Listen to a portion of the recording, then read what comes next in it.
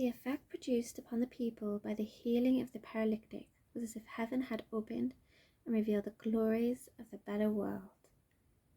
As the man who had been cured passing through the throng, blessing God at every step and bearing his burden,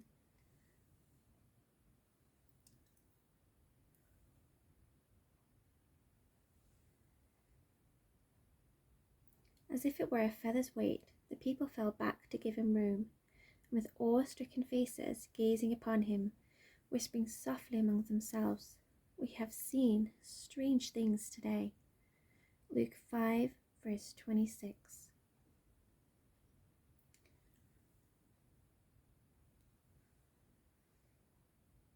In the home of the paralytic, there was great rejoicing when he returned to his family, carrying with ease the couch upon which he had been slowly borne from their presence but a short time before. They gathered round with tears of joy, hardly daring to believe their eyes.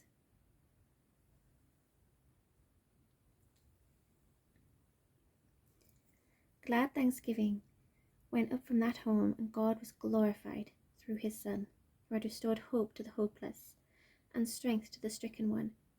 This man and his family were ready to lay down their lives for Jesus.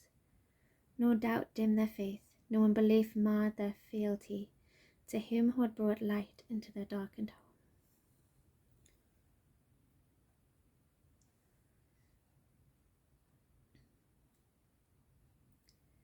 Jesus knew that he could do the scribes and Pharisees no good, unless they would empty themselves of self-importance. He chose new bottles for his new wine of doctrine, and made fishermen and unbelievers the heralds of his truth to the world. And yet, though his doctrine seemed new to the people, it was in fact not a new doctrine, but the revelation of the significance of that which had been taught from the beginning. It was his design that his disciples should take the plain, unadulterated truth for the guide of their life. They were not to add to his words or give a forced meaning to his utterances. They were not to put a mystical interpretation upon the plain teaching of the scriptures and draw from theological stores to build up some man-made theory. It was through putting a mystical meaning upon the plain words of God that sacred and vital truths were made of little significance, while the theories of men were made prominent.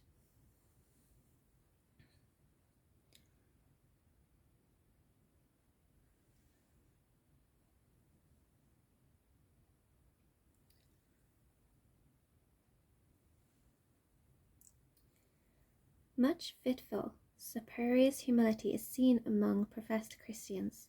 Some determined to conquer self place themselves as low as possible, but they try only in their own strength, and the next wave of praise or flattery carries them up out of sight. They are not willing to submit wholly to God, and he cannot work through them.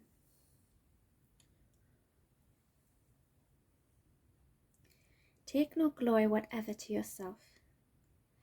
Do not work with a divided mind, trying to serve God and self at the same time.